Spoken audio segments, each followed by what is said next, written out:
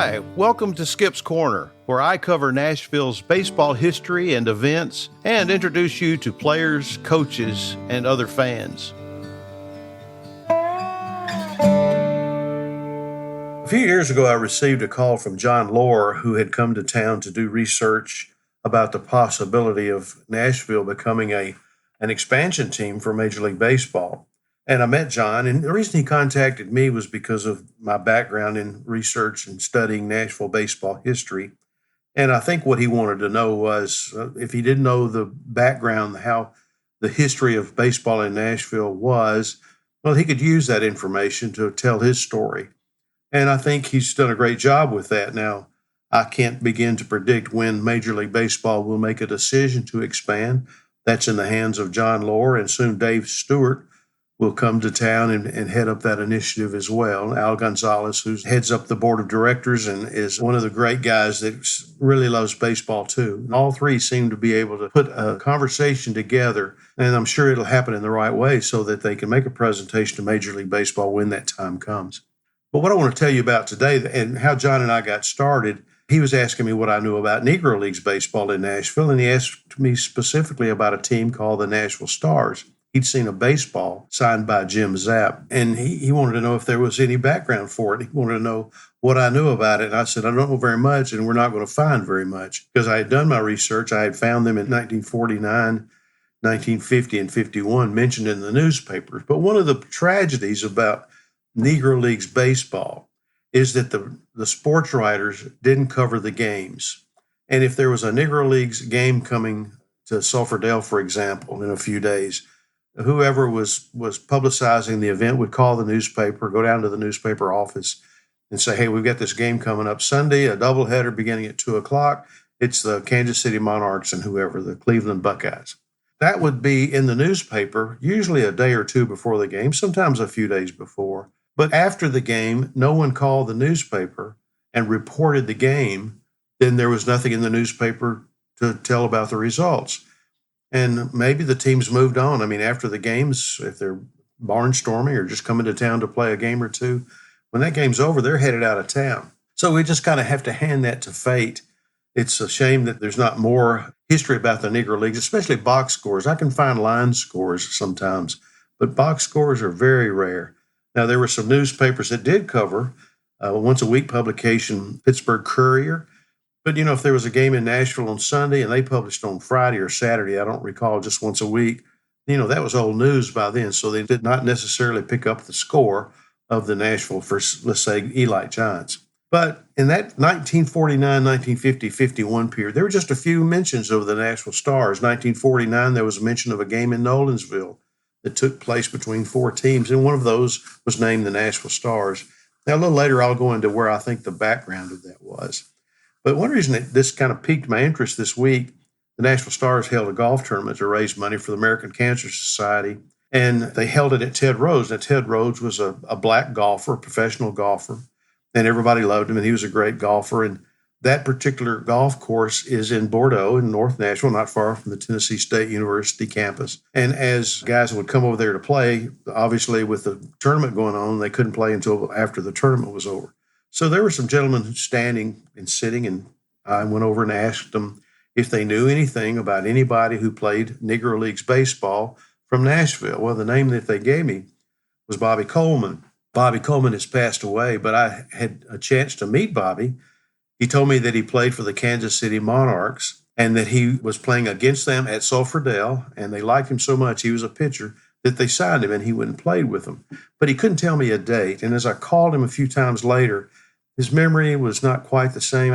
He was talking about in the 50s, and I kind of get the idea it was like 1960 or 61 from some of the reports I've seen. I've seen his name mentioned once in a search in newspapers.com where I used Bobby Coleman in Monarchs because he told me he played for the Kansas City Monarchs. And I think there was one game that came up. There was just a small report of it in the Tennessean or the Nashville Banner. But my conversation led to being introduced to a man named Richard Grady. And Richard was great. In fact, as the conversation went along, I talked to him for an hour, I guess, a couple of times during the golf tournament going on. Then he told me he even thought he knew my dad. But he said that he played for the St. Louis Stars and the Detroit Stars.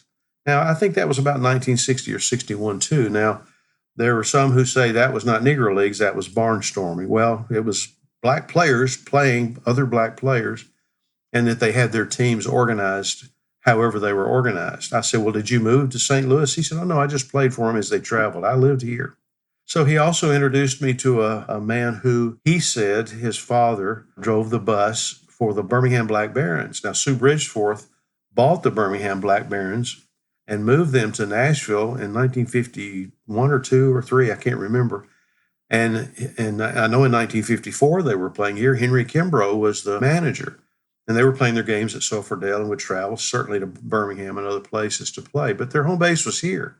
And he said that as his dad was the bus driver, they allowed him to be the bat boy.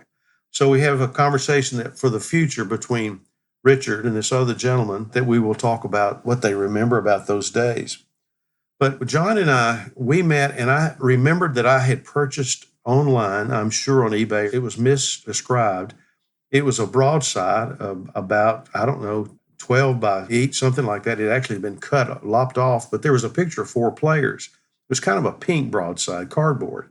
It had 4 players there identified, and they were Frank Russell, Sidney Bunch Jr., Jim Zapp, and Willie Atkinson. They're standing there, I'm sure, at the base of the hill at Sulphurdale in a uniform. Each one of them had a uniform on that had stars across the front.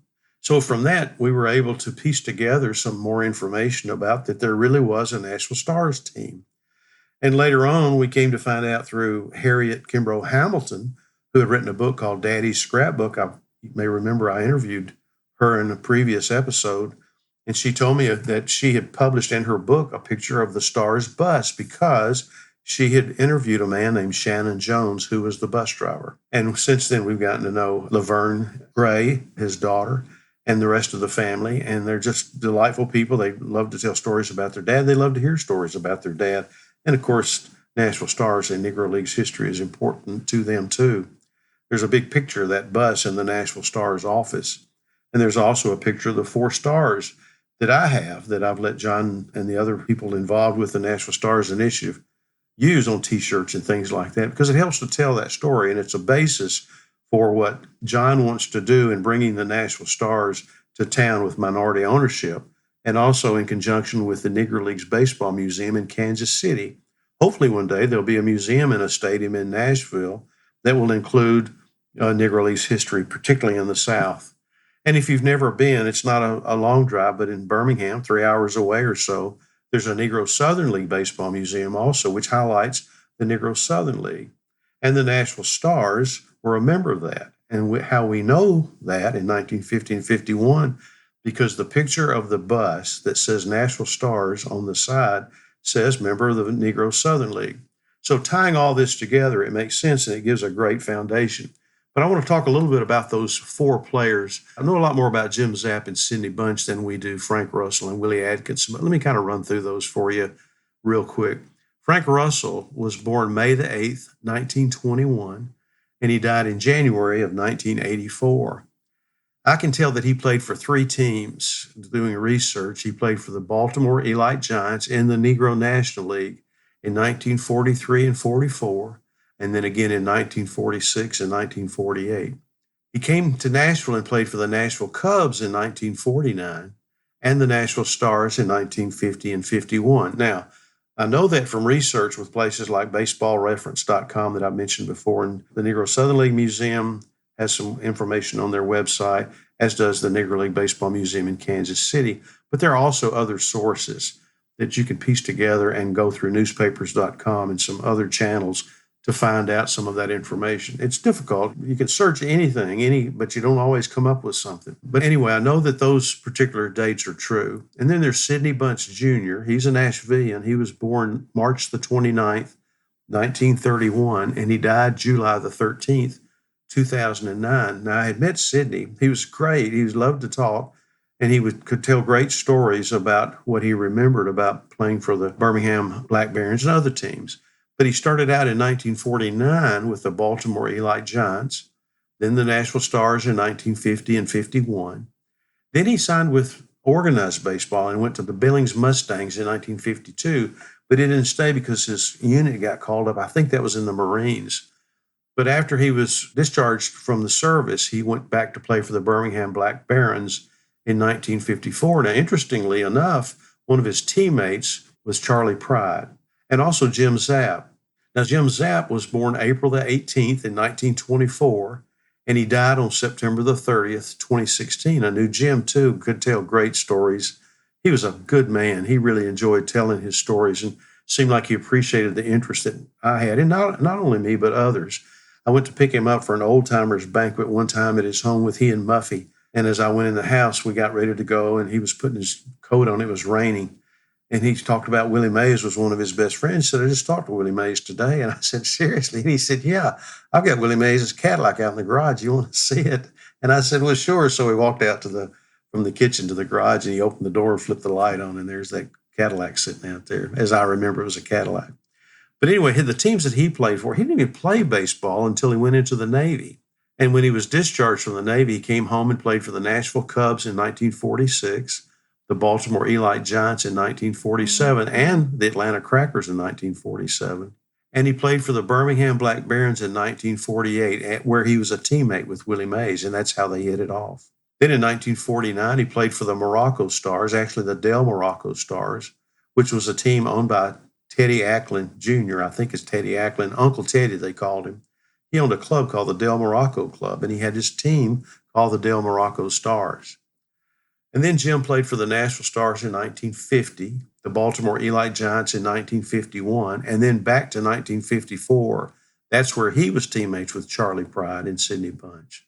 But after that first stint with the Baltimore Elite Giants, second stint actually in 1951, he went to organized baseball, where he joined Butch McCord with the Paris Lakers in 1952, then the Danville Dans in 1953, and the Lincoln Chiefs in 1953 also, and the Big Spring Bronx in 1954 and 55, and the Port Arthur Seahawks in 1955. And one of the great quotes that I have for Jim, he said, the highlight of my career was in 1948 when I was playing with the Birmingham Black Barons against the Kansas City Monarchs. It was in the third game of the playoffs, and I hit a home run in the bottom of the ninth to win the game. Now, the Birmingham Black Barons ended up playing the Homestead Grays in 1948 for the Negro Leagues World Series championship, and they lost. Homestead won it, and it's actually considered the last Negro Leagues World Series because it was still organized. And then, of course, Jackie Robinson integrating baseball in 1947 in the majors, that started the demise of what they knew at that time as the Negro Leagues. And the fourth player in that picture of the four stars is Wilbur Willie Atkinson. I think he was always, I can find a Yank Atkinson, and he played in New York and came to Nashville. He was born in December the 27th, 1923, and I don't know when he died. But he played for the Nashville Cubs in 1946 and 1947. But in 1946, he was a member of the East All-Star team. Then he went to Winston-Salem and played for a team called the Pond Giants in 1948, then the Newport News Royals in 1949, and the Nashville Stars in 1951. Let me go back and tell you one other thing about Jim Zapp. I told you that I didn't even play baseball till he got into the Navy. He began playing for a Naval Barracks all-black team at Pearl Harbor, and he played on an integrated Nyana Barracks team in Hawaii and may have been the first black to play. As I remember, the story was he played for an all-black team, but he was so good that the manager of the white team invited him to come over, and they actually integrated that team. And then in 1945, when he was back stateside, he played for the Navy at Staten Island, and he played with major leaguers Johnny Mize, Joe DiMaggio, Phil Rizzuto, and Pee Wee Reese. Now, isn't that a great story? That's a great connection. He was a good one, and I'll tell you, there's not anything better than to listen to these guys talk. Sadly, Jim and Sidney have passed on, but there's still some recordings of both of them talking at a Metro Archives event a couple of times where a lot of players were gathered together for a panel discussion. And I'll never forget Sidney Bunch saying, I couldn't go to the bathroom where the white players could go, and I couldn't even eat in the restaurant. They would have to hand me my sandwich or whatever food through the back door. It's kind of a testament to what was going on in those days. Well, let me finish by saying I hope that the Nashville Stars becomes a reality. someday. I think it will. I just can't give a timetable, but I know a lot of things are going on. They have to be going on. Some things behind the scenes that we just don't know, and who knows when we'll know. But first of all, Commissioner Manfred has to say we're going to expand, or maybe a team might have to move here to make that happen also. But I'll tell you, the time to get excited, I think, is when you see or hear about shovels in the ground to break ground on the construction of a new baseball ballpark. Well, that's the story of the Four Stars and a little bit more about Negro Leagues baseball in Nashville. I always am grateful for those who listen in. You can take a look at that Four Stars picture when you click on buzzsprout.com and you find Skip's Corner, and there will be on this episode, I'm going to add a picture there that you'll be able to tell. Or you can go to mlbmusiccity.com and learn more, and certainly sign up for the newsletters. They come out often, and I think they really give some background information not only about the Stars, but also about community events and building a Stars relationship with organizations and businesses around the city.